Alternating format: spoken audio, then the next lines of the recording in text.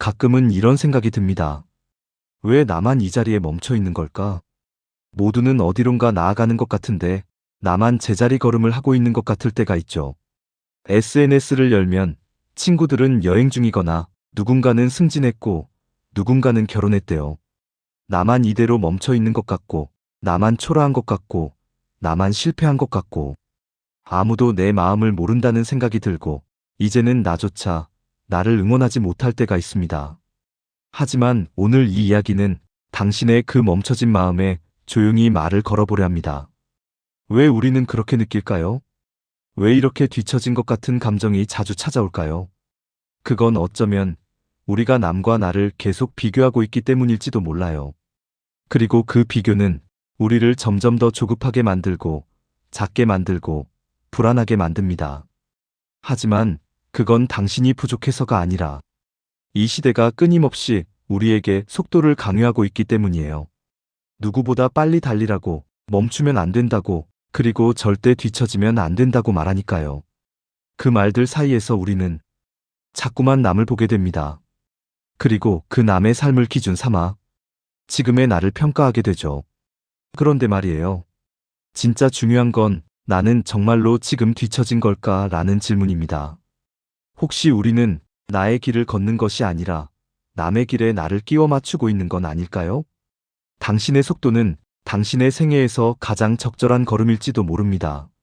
아직 피지 않은 꽃을 억지로 피우라고 다그치는 건 너무 잔인한 일이잖아요. 왜 우리가 이렇게 비교하게 되는지, 그리고 그 비교가 우리 마음에 어떤 상처를 남기는지를 조금 더 깊이 들여다보려 합니다. 당신의 속도는 당신만의 것이라는 걸 함께 알아가 보아요. 사실 우리는 어릴 때부터 비교 속에서 자라왔습니다. 성적표를 받아오면 누구는 잘했다, 누구는 못했다. 옷차림도 말투도 성격도 어딘가 누군가와 끊임없이 견주며 살아왔죠. 그리고 그 비교는 아주 천천히 내가 나를 보는 방식을 바꿔놓았습니다. 어떤 날은 내가 괜찮은 사람인 것 같다가도 누군가를 본 순간 순식간에 나 자신이 작아지는 느낌. 마치 내가 가진 건 아무 의미 없고 남이 가진 게 더 크고 빛나고 더 중요한 것처럼 느껴지곤 해요. 쇼펜하우어는 말했습니다. 우리는 끊임없이 남과 비교하며 그 속에서 불행을 만들어낸다. 행복이란 절대적인 것이 아니라 비교 속에서 결정되는 것이라 했죠. 같은 삶도 누구보다 나아야 행복하고 뒤처진 것 같으면 불행해지는 그런 구조. 하지만 그 비교의 끝은 결코 만족이나 위로가 아니라 결핍입니다. 남보다 앞섰다 느끼는 순간에도 우린 또 다른 누군가를 바라보게 되니까요. 그리고 그 감정은 결국 나를 지치게 만듭니다. 잘해도 불안하고 못해도 불안한 그 끝없는 비교의 굴레. 사실 비교는 자연스러운 마음일지도 모릅니다. 나보다 더 나은 무언가를 향해 나아가고 싶은 마음. 그건 어쩌면 성장의 본능일지도 몰라요. 하지만 그 비교가 내 가치를 훼손하고 나를 자꾸만 부정하게 만든다면 그건 더 이상 나를 위한 마음이 아닐 겁니다. 내가 누구인지, 내가 어디에 있는지 그 시작은 타인의 그림자가 아닌 나 자신의 자리에서부터 살펴봐야 해요. 자꾸 남을 보게 되는 건 내가 아직 나를 충분히 들여다보지 않았다는 뜻일지도 모르니까요. 나는 나를 어떻게 바라보고 있을까? 이 질문보다 더 익숙한 건 사람들은 나를 어떻게 볼까라는 생각일지도 몰라요. 눈을 마주치지 않아도, 말을 건네지 않아도 우린 늘 타인의 시선을 상상합니다. 내가 지금 괜찮은 사람처럼 보일까? 뒤처진 사람처럼 보이진 않을까? 실패한 것처럼 보이진 않을까? 언젠가부터 우리는 다른 사람의 눈에 비친 나를 진짜 나인 것처럼 믿기 시작했습니다. 사르트르는 말했습니다. 타인은 나의 지옥이다. 누군가의 시선 속에서 나는 내가 아닌 누군가가 되기 때문이죠. 남이 나를 어떻게 생각할까? 그 생각은 점점 내 마음을 조이고 내 존재를 작게 만듭니다. 어느새 나의 모습은 사라지고 보여지는 나만이 남게 되죠. 그래서 우리는 조심하고 숨기고 감추고 자꾸만 멋진 척, 괜찮은 척, 당당한 척을 하게 됩니다. 하지만 그 척들은 결국 나를 고립시켜요. 진짜 내 마음은 아무도 모르게 되니까요. 타인의 시선을 의식할수록 나는 나와 멀어지고 그 거리는 나를 점점 더 뒤처진 사람처럼 느끼게 만듭니다. 우리는 모두 보이지 않는 무대 위에 서 있는 것 같아요. 조명은 환하지만 관객은 침묵하고 있고 나는 끊임없이 눈치를 보며 연기하죠. 그런데 말이에요. 이 무대에서 잠시 내려와도 괜찮다는 걸 우리는 잊고 있었던 건 아닐까요? 조용한 방 안에서 누구의 시선도 없는 공간에서 나는 나에게 이렇게 물을 수 있어야 해요. 지금 너는 진짜 괜찮니? 진짜 나의 목소리는 사람들의 시선 속에서는 들리지 않아요. 조금은 고요한 자리에서, 조금은 외롭더라도 정직한 자리에서 비로소 들릴 수 있는 것이니까요. 처음부터 우리는 비교하는 존재였을까요? 태어날 때부터 우리는 누군가보다 나아야 한다는 마음을 갖고 있었을까요? 루소는 그렇지 않다고 말합니다. 자연 속에 있을 때 인간은 자유로웠고 그 자체로 충만했다고 말하죠. 누구와도 비교하지 않았고 지금 이 순간을 살아가는 것만으로도 충분했던 시절. 하지만 사회가 생기고 사람들이 모여 살아가기 시작하면서 우리는 점점 타인의 시선을 의식하게 되었습니다. 그리고 그 시선 속에서 나는 저 사람보다 나은가? 나는 뒤처지지 않았는가를 따지기 시작했죠. 비교는 그렇게 시작됐습니다. 지위, 명예, 재산, 외모, 말투, 연애, 직업. 점점 더 많은 기준이 생겨났고 우리는 그 기준 속에서 나를 판단하기 시작했습니다. 그 기준에 들지 못한 사람은 자연스럽게 부족한 사람이 되었고 기준에 맞춘 사람은 성공한 사람이 되었죠. 그러나 루소는 말합니다. 이 모든 비교는 자연이 아닌 사회가 만든 병이라고. 우리는 원래 그렇게 살아야 할 존재가 아니라고. 당신이 느끼는 이 뒤처진 느낌은 당신 탓이 아니라 우리 모두가 만들어낸 사회의 구조 속에서 스며든 감정일지도 모릅니다. 우리는 너무 많은 것을 보여주기 위한 삶으로 바꿔버렸어요. 내가 행복한지보다 행복해 보이는지가 더 중요해졌고 내가 괜찮은지보다 괜찮아 보이는지가 더 중요한 시대. 그 안에서 우리는 조용히 무너지고 있는지도 모르겠습니다. 하지만 한 걸음 물러나 생각해보면 우리는 누구도 증명하지 않아도 되는 존재입니다. 어디에 속하지 않아도 어떤 기준에 도달하지 않아도 존재 자체로 충분한 사람입니다. 누가 더 빠르냐가 중요한 게 아니라 당신은 지금 어느 방향으로 걷고 있는가? 그게 더 중요한 물음 아닐까요? 마음이 불안할 때가 있습니다. 아무 일도 일어나지 않았는데도 괜히 가슴이 답답하고 무언가 잘못될 것 같은 예감이 작은 그림자처럼 따라붙을 때 불안은 때로 아주 작은 틈으로 스며들어 하루를 무겁게 만들죠. 어디서부터 시작된 감정일까요? 지금의 나는 무엇 때문에 이렇게 불안한 걸까요? 에리 프롬은 말합니다. 현대인의 불안은 존재가 아닌 소유에 집착하게 된 데서 시작된다고. 우리는 더 많이 가져야 하고 더 높이 올라가야 하며 남들보다 앞서야만 안심할 수 있도록 만들어졌습니다. 하지만 그런 삶은 늘 무언가를 놓칠까 두렵고 갖지 못한 것에 대한 결핍으로 이어집니다. 그리고 그 결핍이 우리를 끊임없이 불안하게 만들죠. 지금 이대로도 괜찮다는 마음은 쉽게 사라지고 이래선 안 된다는 조급함이 가슴을 가득 채웁니다. 그런데 정말 우리는 그렇게 살아야만 하는 걸까요? 우리는 언제부터 불안을 정상처럼 여기게 되었을까요? 오히려 아무것도 하지 않는 순간조차 불안해지는 지금의 우리는 잠시 멈춰 숨을 고를 틈도 허락받지 못한 사람들 같습니다. 불안은 때로 우리 안에 있는 진짜 나가 보내는 신호일지도 모릅니다. 이제 그만 나를 타인의 기준으로 재지 말아달라고. 이제 그만 조금은 쉬고 싶다고. 불안은 멈춰야 할 때를 알려주는 마음의 목소리입니다. 조금은 느리게, 조금은 뒤처지듯 살아도 괜찮다고 스스로에게 말해줘야 할 때입니다. 세상은 당신이 달리는 속도보다 그 방향을 더 중요하게 봐야 한다는 걸 우리는 자주 잊곤 하죠. 그러니 지금 느끼는 이 불안마저도 당신의 일부임을 인정해주세요. 그 인정이 시작될 때 불안은 점점 고요로 바뀌기 시작할 겁니다. 가끔은 시간이 멈춘 듯한 기분이 듭니다. 모든 게 그대로인데 나만 그 자리에 머무르고 있는 것 같고 주변은 변하는데 나는 변화하지 않는 것 같은 느낌. 성취하지 못한 무언가가 나를 짓누르고 어딘가에 갇힌 것만 같은 답답함이 밀려옵니다. 이 느낌은 아마도 우리 모두가 한 번쯤 경험하는 정체감일 것입니다. 세상이 빠르게 움직이고 사람들은 끊임없이 앞으로 나아가는데 나는 왜 여기서 멈춰 있는 걸까? 그런데 여기서 중요한 질문이 있습니다. 과연 멈춰 있음이 나쁜 걸까요? 정체가 꼭 실패의 신호일까요? 사실 시간은 누구에게나 똑같이 흐르지만 삶의 속도는 모두 다릅니다. 니체는 말했습니다. 너는 너만의 속도로 걸어라.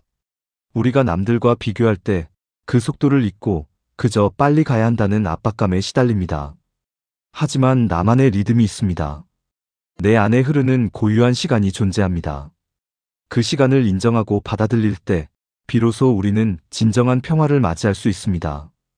멈춤이 꼭 뒤처짐을 의미하는 것은 아닙니다. 가끔은 잠시 숨을 고르고 나 자신과 대화하는 시간이 필요합니다. 내면의 소리를 듣고 지친 마음을 달래고 다시 걸을 준비를 하는 시간. 그래서 정체된 느낌은 새로운 출발을 위한 휴식일지도 모릅니다. 당신이 지금 느끼는 그 답답함과 무기력함도 결국은 성장의 한 과정입니다. 그러니 조급해하지 마세요. 나만의 속도, 나만의 길을 걸어가는 것이니까요. 세상은 끊임없이 빠르게 변합니다. 모든 사람이 앞서 나가려고 달리는 모습이 어쩌면 너무 익숙해져 버렸죠. 그 속에서 가끔은 숨이 막히기도 합니다. 남들이 보는 속도에 맞추다 보면 나 자신을 잃어버릴 때가 많으니까요. 니체는 말했습니다. 너는 너만의 속도로 걸어라. 이 말에는 깊은 의미가 담겨 있습니다.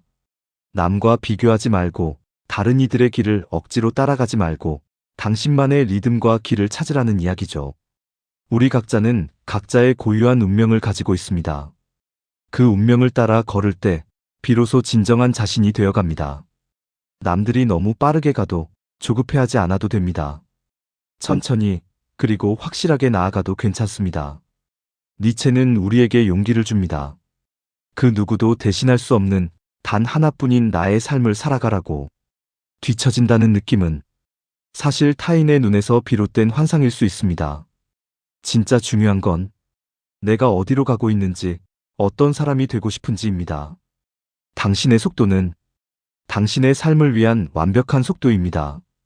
천천히 걷고 때로는 멈추어도 그 모든 순간이 의미 있는 걸음입니다.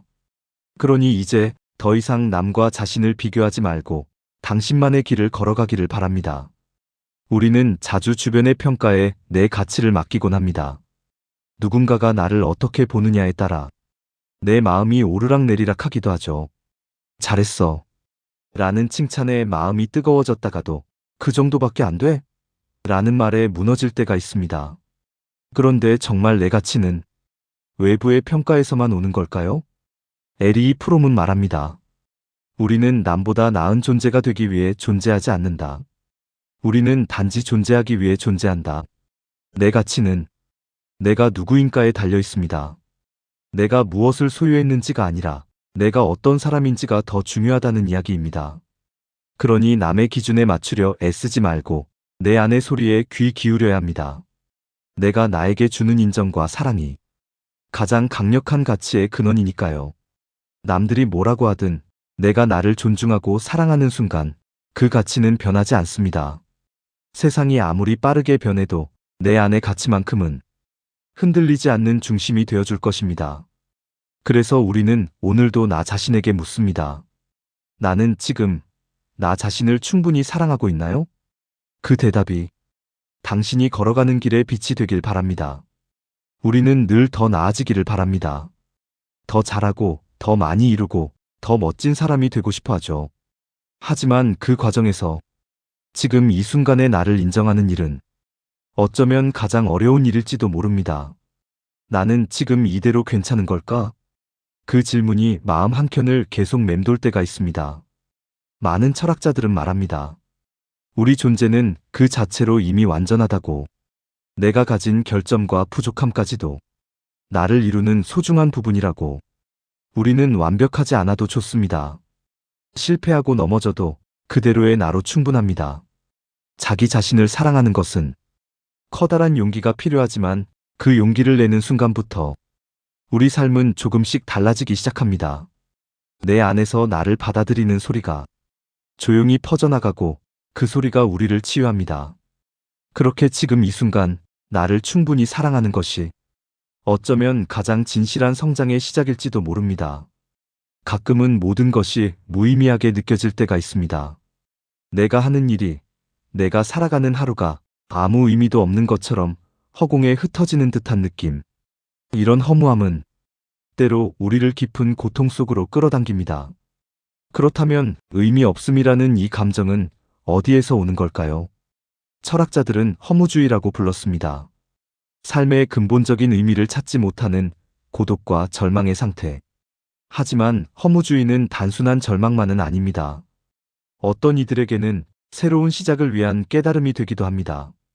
의미를 강요하지 않는 순간 우리는 오히려 자유로워질 수 있습니다. 허무함 속에서 나를 바라볼 때 내가 진정 원하는 것, 내가 진짜로 가치 있게 여기는 것을 찾을 수 있습니다. 이 공허한 감정이 결국은 내 안의 진실을 마주하는 과정임을 우리는 잊지 말아야 합니다. 의미 없음의 고통은 우리 삶의 깊은 곳에서부터 새로운 의미가 피어날 씨앗일 수 있습니다. 그 씨앗이 자라날 때 비로소 우리는 나답게 살아갈 수 있습니다. 삶의 의미를 찾는다는 것은 결코 쉬운 일이 아닙니다. 수많은 길과 수많은 목소리가 우리 앞에 펼쳐져 있으니까요. 어떤 이는 성공에서, 어떤 이는 사랑에서, 어떤 이는 신앙에서 삶의 의미를 찾으려 합니다. 하지만 때로는 그 모든 것이 허무하게 느껴질 때가 있습니다. 그럴 때마다 우리는 스스로에게 묻습니다. 내가 진짜 원하는 것은 무엇일까? 나는 왜 이 길을 걷고 있는 걸까? 삶의 의미는 결국 스스로가 만들어가는 것일지도 모릅니다. 하이데거는 인간은 존재하는 자로서 자신의 존재를 끊임없이 물으며 그 의미를 스스로 열어가는 존재라고 말했습니다. 우리에게 주어진 시간은 한정되어 있고 그 안에서 우리는 선택합니다.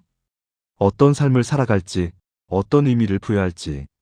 그 선택이 모여 나의 삶을 이루고 그 안에서 우리는 진정한 나를 발견하게 됩니다. 삶의 의미는 멀리 있지 않습니다. 매일 마주하는 작은 순간들 속에 숨쉬고 있습니다.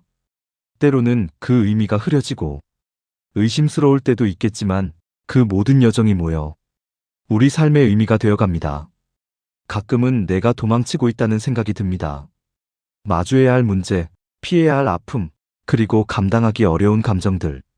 그 모든 것에서 벗어나고 싶어 숨고 피하고 도망치게 되죠. 하지만 도망치는 순간에도 내면 어딘가에서 무거운 짐을 느낍니다. 도망친다고 해서 문제가 사라지지 않음을 우리는 알고 있습니다. 왜 우리는 계속 도망치게 될까요? 그것은 아마도 두려움 때문일 겁니다.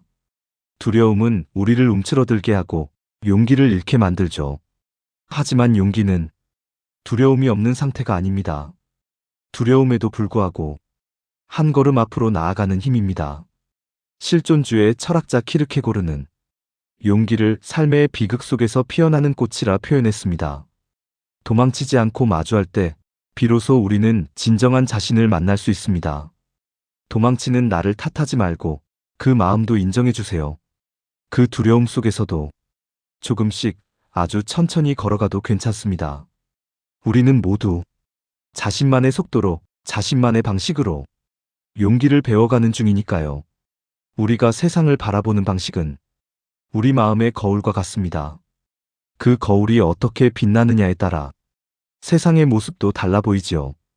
때로는 내 안의 어둠이 세상의 어둠을 키우기도 하고 내 마음의 상처가 남의 상처를 더 크게 보이게 하기도 합니다. 그렇다면 나와 타인을 바라보는 시선을 조금 바꿔본다면 어떨까요? 남을 판단하기 전에 내 마음속 작은 편견과 두려움을 돌아보고 타인의 입장에서 그 사람의 이야기를 들어보는 것입니다. 철학자 하이데거는 존재에 대한 이해가 타인을 진정으로 이해하는 출발점이라고 했습니다. 우리가 타인을 바라보는 시선이 더 깊고 따뜻해질 때 우리 자신에게도 같은 관용과 사랑을 베풀 수 있습니다. 관점을 바꾸면 뒤처졌다는 생각도 외로움도 두려움도 조금은 가벼워질 수 있습니다. 세상은 여전히 복잡하지만 그 복잡함 속에서 우리가 서로를 이해할 수 있다면 그만큼 마음의 짐도 줄어들지 않을까요? 나를 향한 시선도 타인을 향한 시선도 조금은 부드럽게 만들어가는 일. 그 시작이 바로 지금 당신의 마음 안에서부터 시작되길 바랍니다. 혼자라는 느낌이 들 때가 있습니다. 마음 한구석이 허전하고 세상과 단절된 듯한 외로움이 밀려올 때, 그 순간 우리는 자주 두려워합니다. 내가 이대로 괜찮을까? 누군가가 나를 이해해줄까? 나는 정말 혼자인 걸까? 하지만 고독은 결코 부정적인 것만은 아닙니다. 철학자 칼 융은 고독 속에서 우리는 진짜 나를 만난다고 말했습니다. 소음이 사라지고 내면의 목소리가 들리는 그 자리에서 우리는 스스로와 깊이 만날 수 있습니다. 혼자 있는 시간은 우리에게 자기 자신을 돌보고 새로워질 수 있는 기회를 줍니다. 그 고요함 속에서 우리는 상처를 치유하고 진짜 나를 다시 일깨울 수 있습니다. 물론 외로움이 힘들 때도 있지만 그 외로움 속에서 나를 찾는 일은 우리 삶의 중요한 여정입니다.